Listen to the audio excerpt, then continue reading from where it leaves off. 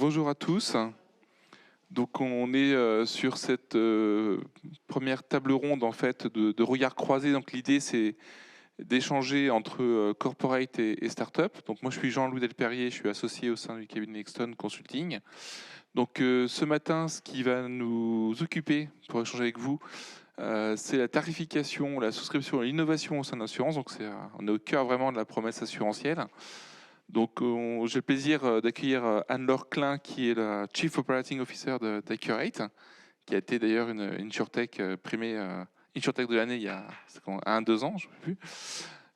Et Eric Gobert, qui est directeur au sein de RGA, en charge notamment de l'innovation et des partenariats, et qui, forcément, en position de réassureur, sera tout à fait bien placé en expert pour échanger ensemble. On va peut-être commencer avec toi, Eric, et avec ta position de réassureur mondial, puisque je ne sais pas si tout le monde connaît bien RGA, mais c'est quand même un des plus gros réassureurs mondial spécialisé en assurance de personnes, je crois 5e ou 6e rang mondial, si je ne dis pas de bêtises. On est même dans le top 3 Top si 3. on considère que nous, on fait uniquement l'assurance de personnes. On est présent dans 26 pays, on couvre 80 pays au total.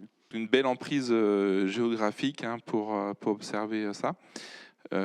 Donc justement, ton regard en tant que réassureur, vous êtes dans une bonne position d'observation finalement de cette promesse de tarification, d'évolution, d'intégration de nouveaux critères, d'innovation au service de l'expérience de l'assuré en souscription et au-delà.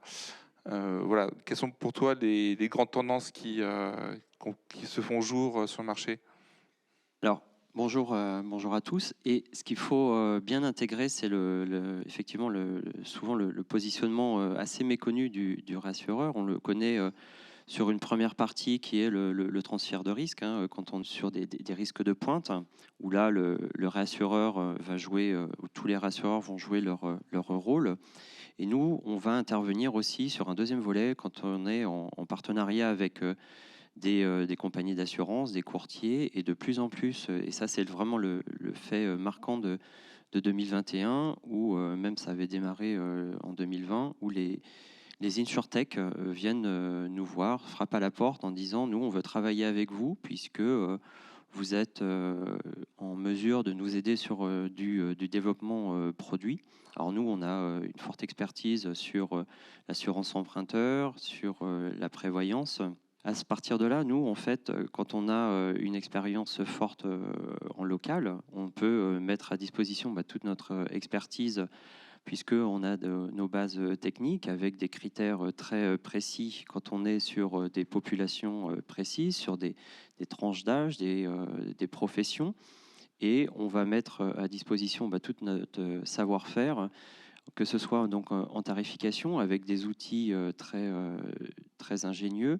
Après, sur la partie souscription, ce que nous, on essaie d'améliorer et d'ajouter, ce sont des données externes. Notamment, on a une expérience qu'on a menée il y a 4 ans en Espagne, où on a proposé avec une El Corte Inglés, qui est en fait l'équivalent des Galeries Lafayette en France, qui a aussi une compagnie d'assurance et qui propose à ses assurés de compter les pas, et à partir de là, chaque trimestre, on va évaluer donc les efforts qui ont été faits pour fournir une réduction, des bons de réduction. Et on voit bien que par cet effet de nudge, de stimulation, il va y avoir un effet positif sur le comportement des gens qui vont, de ce point de vue-là, avoir cette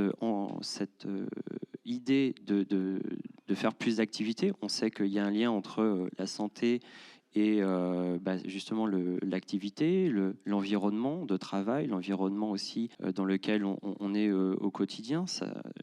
Et en fait, on s'aperçoit qu'après 4 ans, il y a une volonté de souscrire encore plus, et on voit bien qu'il y a aussi cet effet positif que les gens vont aussi communiquer entre eux, et c'est aussi tout le savoir-faire que l'on va apporter. Merci Eric pour cette première intervention. On va continuer à approfondir, vous inquiétez pas. Donc Anne-Laure, j'ai commencé à parler un peu de Accurate. Je pense que le nom est assez connu dans l'univers InsurTech, mais peut-être pas tout le contenu de la proposition de valeur. Déjà, est-ce que tu peux nous rappeler quelle est votre position en tant qu'InsurTech et comment justement vous positionnez par rapport à ces sujets de tarification? Avec plaisir. Bonjour à tous. Donc Accurate, nous, on est un spécialiste de l'automatisation de la tarification pour les assureurs IARD et santé. C'est-à-dire que en fait, ce qui a vraiment conduit à la création d'Accurate, c'est un certain nombre de constats. Un premier constat qui est qu'aujourd'hui, les équipes de tarification chez les assureurs, elles sont souvent employées à des tâches qui sont répétitives, manuelles, générer des modèles sans utilisation très avancée de la technologie. Un deuxième point qui est du coup la lenteur du processus de tarification, puisqu'aujourd'hui on est face à une durée parfois de mise à jour de grille de prix ou de lancement d'un nouveau produit qui peut aller de 6 mois, parfois 1 an. Donc on est vraiment sur des délais qui ne sont pas très en ligne avec les attentes des consommateurs. Et une barrière en revanche technologique qui est que évidemment on intuite que sur un processus manuel répétitif et très consommateur de données, le machine learning, l'intelligence artificielle vont pouvoir jouer un rôle clé, avec une forte spécificité sur le cas d'usage de la tarification, qui est l'exigence de transparence, à la fois d'un point de vue réglementaire et pour se prémunir de risques, notamment d'antisélection. Derrière Accurate, il y a 4 années de recherche et développement pour développer des algorithmes qui permettent d'automatiser ces modèles de risque, tout en gardant une transparence, une auditabilité, un contrôle, une explicabilité parfaite des modèles de risque. Et donc la manière dont on se positionne, c'est véritablement comme d'un outil de support aux actuaires pour leur permettre de prendre des décisions plus rapidement, des décisions si possible meilleures, en tout cas basées sur des modèles avec un pouvoir prédictif plus important, et de leur permettre de donner un input au business qui est plus important, qui est plus optimal à la fois pour eux et puis pour l'assureur. Et donc notre proposition de valeur, elle se structure autour d'une promesse de rapidité. Ce qu'on voit, c'est que nos clients peuvent lancer une nouvelle grille tarifaire alors notamment par exemple quelques semaines plutôt que 5 ou 6 mois. Donc on est sur une accélération qui est vraiment un game changer sur ce processus. Un pouvoir prédictif qui est plus fort puisque l'utilisation d'algorithmes fait que on peut soit choisir moins de variables pour un meilleur pouvoir prédictif, soit en tout cas mieux capter le signal et donc avoir un pouvoir prédictif qui est maximisé. Et enfin, une garantie de transparence et donc de robustesse et de sécurité dans l'utilisation de cette technologie en production. Et puis, on s'inscrit aussi dans l'empowerment pour utiliser tout le volume de données qui sont aujourd'hui accessibles, puisqu'on est basé sur le cloud et donc on lève un certain nombre de barrières dans le volume et la nature des données qui peuvent être utilisées. Donc, on avait compris qu'Accurate avait ce rôle quelque part d'accélérateur de ce processus tarifaire qui est toujours très long, très lourd, très stratégique au cœur des acteurs de l'assurance. Tu évoquais le côté cloud et le côté aussi machine learning. Donc j'imagine que cloud, il doit y avoir aussi parfois des freins, que par la science actuarielle, elle est souvent assez jalousée. Donc je pense qu'il y a un sujet de Chinese wall quand même important. Et puis, tu le signalais, c'est-à-dire l'effet historique, l'effet pouvoir analyser le passé pour aussi mieux prédire le futur. Donc là, vous avez développé des algorithmes. Est-ce que tu peux nous dire un peu plus là-dessus, sur ces deux aspects? Tout à fait. Alors sur le cloud, on voit quand même que c'est une barrière qui est de moins en moins présente. Ce qu'on voit quand même, c'est que voilà, beaucoup d'assureurs ont fait ce move to cloud. Cette période récente et les contraintes liées au Covid ont encore accéléré cette tendance, puisque on a vu un peu les limites d'outils qui sont pas collaboratifs, qui sont desktop-based, etc. Donc vraiment, cette barrière sur le cloud, elle est vraiment de moins en moins présente. C'est quelque chose qui vraiment, nous, ce qu'on voit, disparaît. Donc ça, c'est très important. Après, nous, on est une solution qui automatise la tarification, c'est-à-dire qu'on est un outil d'empowerment pour accélérer ce processus, le rendre plus fiable, le rendre plus précis et avoir un impact à la fois sur la réactivité et sur le loss ratio des assureurs.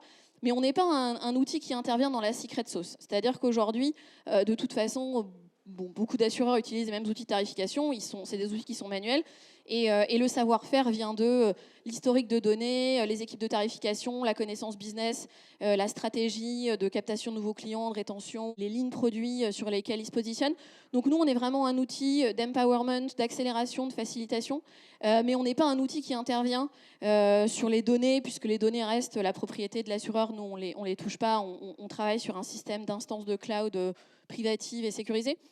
Donc nous, on est vraiment un outil de facilitation, d'accélération de tout ça, mais on n'intervient pas sur ce qui fait aujourd'hui la secret sauce des assureurs et leur positionnement et leur choix stratégique par rapport à des segments clients ou ce type de stratégie.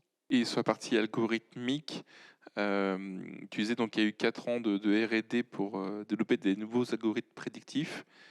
Est-ce que tu peux nous en dire plus? Est-ce que c'est parce que aussi on va chercher des données externes dont parlait tout à l'heure Eric pour venir enrichir les modèles? Voilà, comment ça se positionne aujourd'hui? Alors, nous, nos algorithmes, ce sont des algorithmes qui sont basés sur une approche statistique, c'est-à-dire qu'on les a développés sur base de données d'assurance. Aujourd'hui, ils sont stabilisés, c'est-à-dire qu'on n'utilise pas les données d'un assureur pour améliorer les algorithmes d'un autre. Donc ça, ce sont des choses qui sont entièrement hermétiques aujourd'hui. En revanche, ce qu'on permet grâce à la puissance du cloud et à la vitesse de process du machine learning, c'est en effet, pour les assureurs qui sont dans cette démarche, d'explorer de nouvelles bases de données. Pour chercher de nouvelles variables prédictives, pour réduire le nombre de variables utilisées pour faire un questionnaire de souscription. Et ça, on leur permet de le faire évidemment beaucoup plus vite, puisqu'aujourd'hui, on peut explorer des nouvelles bases de données, je sais pas, météorologiques, peu importe, évidemment beaucoup plus vite qu'avec une approche manuelle. Mais ça, c'est vraiment en fait la stratégie de l'assureur. Ce qu'on voit, c'est que certains utilisent les données historiques pour simplifier les variables utilisées et avoir une meilleure explicabilité du tarif vis-à-vis de leurs agents, vis-à-vis des souscripteurs, vis-à-vis des clients potentiels. Et d'autres vont l'utiliser pour en effet explorer de nouvelles variables. Et ça, c'est une liberté qui est laissée à l'assureur. Un grand enjeu de transparence et d'explicabilité, puisque c'est vrai que souvent, on sait tous, les clients challenge les prix, veulent comprendre les subtilités quelque part du résultat de l'algorithme. On parle d'innovation, donc je voulais avoir votre avis à tous les deux sur justement ces données externes, l'IoT, dont on parle beaucoup, que ce soit en santé, je sais pas, peut-être aussi dans les EHPAD, dans les voitures connectées, les maisons connectées. Donc tout ça, c'est un champ de nouvelles données qui est en train d'arriver. Alors on verra peut-être selon les géographies, il n'y a pas le même niveau de maturité. Qu'est-ce que vous voyez frémir de votre côté et quelle est un peu votre vision de la vitesse à laquelle ces éléments d'IoT ou de nouvelles données vont arriver dans les modèles assurantiels? Moi, il y a un point qui est très important, c'est ce dont parlait Anne-Laure, c'est l'explicabilité et la transparence. Et je pense que si on simplifie beaucoup l'explicabilité sur la tarification, sur la souscription, le parcours de souscription, où encore une fois, le rôle de l'assureur, c'est de mettre un tarif en face d'un risque. Donc il faut évaluer ce risque. Mieux on connaîtra ce risque et mieux on pourra évaluer aussi l'évaluation du risque dans le temps. On pourra affiner au fur et à mesure le montant de la prime. L'avantage d'avoir ces données d'IoT, c'est aussi de favoriser les points de contact avec les assurés, les adhérents. Et si on se positionne pour les futures générations, elles seront sans doute loin de ces sujets d'assurance. Et c'est là où il faut simplifier au maximum le parcours client, le parcours assuré, avec une simplification des données qu'on demande, avec peut-être une simplification du questionnaire, et à chaque fois se dire, si on pose cette question, il faut savoir pourquoi on le fait. L'avantage des données externes, des données, comme tu dis, IoT, c'est qu'on va mieux comprendre le comportement des assurés. C'est quelque chose qui est en train de naître. Il faut avoir aussi beaucoup d'humilité sur ce potentiel. Et je pense que l'algorithmie, le potentiel de l'intelligence artificielle, il faut aussi bien comprendre les modèles qu'on utilise et pas de faire des choses à l'aveugle, et de bien maîtriser aussi cette connaissance du comportement humain. Et il faut toujours garder en tête l'effet de mutualisation pour aller vers une personnalisation, parce que c'est ce qu'on recherche tous en fait. Côté Anne-Laure, parce que comme tu accompagnes pas mal d'acteurs assurantiels en France et à l'étranger, donc je pense que tu as une vision également un peu panoramique. Est-ce que voilà, vous commencez à avoir ce genre de demande et est-ce que vous y préparez? Parce que effectivement, capter, je dis n'importe quoi, des millions de données sur un pneu qui roule, une voiture qui se balade avec des points GPS, etc. C'est aussi beaucoup de données à stocker, à comprendre et d'une donnée, je dirais, brute, en faire une donnée utile pour l'assurance. Il y a un grand chemin à parcourir. Donc voilà, est-ce que c'est déjà des travaux que vous menez avec vos clients ou vous vous préparez à ça? Alors, en effet, on travaille avec des assureurs dans différents pays. Donc déjà, là-dessus, je pensais quand même important de souligner que la réglementation n'est pas équivalente partout et que donc la capacité à mobiliser des données, notamment personnelles, pour de la tarification, elle n'est pas équivalente sur l'ensemble des géographies. Nous, on voit beaucoup, en effet, d'assureurs qui sont dans une démarche essentiellement exploratoire, hein, pas encore à utilisation en production, en tout cas on n'en a pas encore vu, mais autour des données télématiques, IoT, effectivement, de tout ce qui est d'informations personnelles sur les comportements. Alors en effet, ça nécessite beaucoup de pré-traitement de ces données pour les rendre exploitables. Nous, ce qu'on voit, c'est que c'est vraiment un moyen au service d'une fin qui est, alors, parfois la personnalisation dans les géographies où c'est en effet quelque chose, une démarche au bout de laquelle on peut aller, en tout cas à un niveau individuel, mais en tous les cas systématiquement en effet d'une recherche de équité, justesse dans la tarification, c'est-à-dire tarifer au plus juste du profil de risque de la personne ou d'un segment de clients selon ce qui est possible de faire, en utilisant ces données de manière transparente. Et ce qui est intéressant, c'est de voir qu'on a des assureurs qui sont dans une démarche vraiment mutualiste, vraiment de mutualisation du risque, je dirais, au sens vraiment premier de la promesse de l'assureur, et qui sont dans cette démarche-là vraiment pour de la justesse, de la transparence, de la fairness au sens anglais du terme. Et toutes ces données-là aujourd'hui sont vraiment mobilisées dans cette optique-là. Et encore plus, nous, ce qu'on voit, c'est qu'en effet, cette démarche exploratoire, elle a accéléré avec les changements comportementaux, de déplacement, de travail qui ont été engendrés par le Covid. Parce qu'en effet, ça a nécessité d'ajuster, de chercher à prendre en compte ce type de données pour ajuster des tarifs de manière plus souple. Oui, très, très intéressant, justement avec l'effet Covid, puisqu'on avait des modèles assez comment dire, automobiles, parce que vous êtes dans l'automobile également, puisque couvrez l'IRD. J'imagine que là se posent aussi des questions, se dire, mais est-ce que du coup on couvre on n'a plus le même usage de la voiture, puisqu'on va rester immobilisé 2 à 3 jours par semaine chez soi. Donc ça, est-ce que c'est déjà des questions qui taraudent les assureurs pour changer leur modèle tarifaire? Alors complètement, nous ce qu'on a vu pendant toute cette période de Covid qui est pas encore complètement finie, c'est en effet une accélération de l'activité de nos clients, notamment sur l'assurance IARD, auto, habitation, avec le besoin de faire tourner beaucoup de modèles sur des scénarios.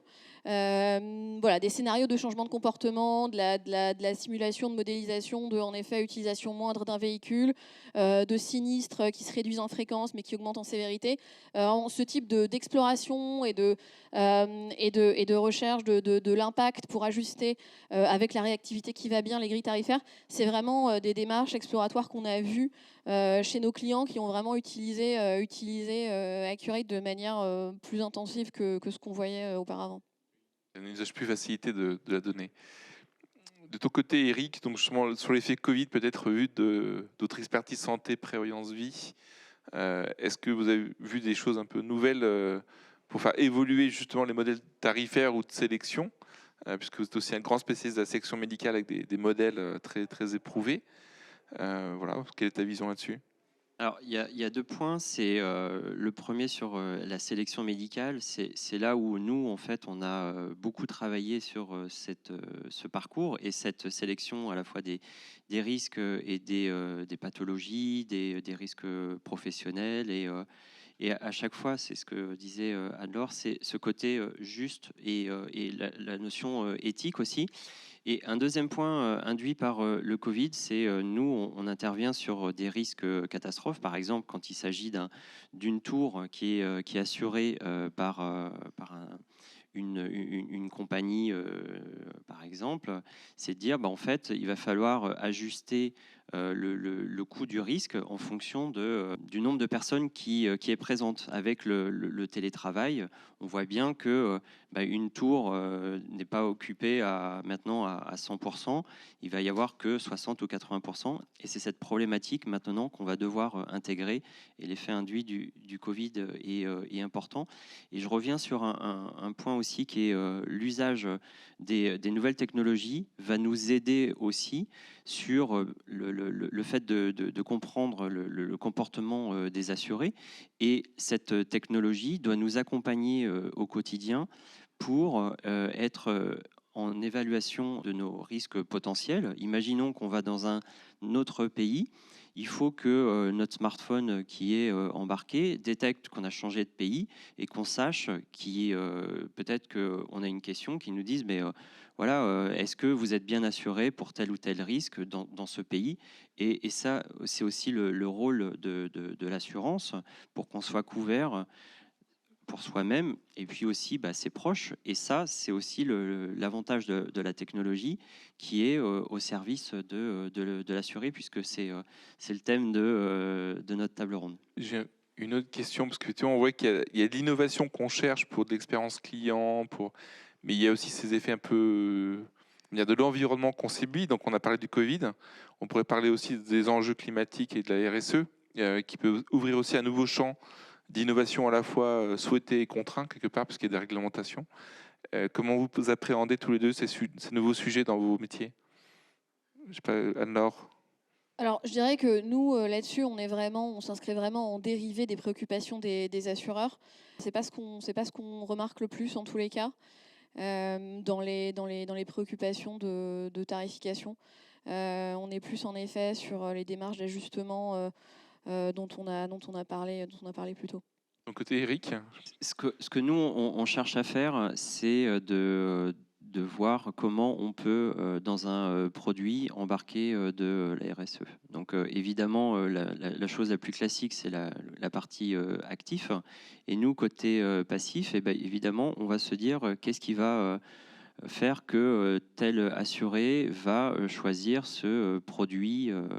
On parlait de prévoyance, emprunteur, de dépendance, et se dire, en fait, quand on est sur un produit emprunteur, par exemple, c'est souvent un dossier à un achat immobilier, et quelle est la part incitative pour que ce produit d'assurance adossé à ce crédit mobilier va embarquer du green. Et donc en fait, nous, tous nos travaux actuels, c'est de mesurer, de faire du scoring pour évaluer en fait quelle est la part qu'on peut mettre dans ce produit d'assurance emprunteur adossé au crédit immobilier en fait. Et puis on a vu, pour parler d'assurance emprunteur, on a vu aussi l'annonce de Crédit Mutuel de ne plus utiliser le questionnaire de santé. Donc ça, c'est aussi une innovation. Pour leurs clients qui ont plus de 7 ans. Hein. Merci beaucoup Eric et merci beaucoup Anne-Laure, et de beaux sujets en perspective. Merci. Merci beaucoup. Merci.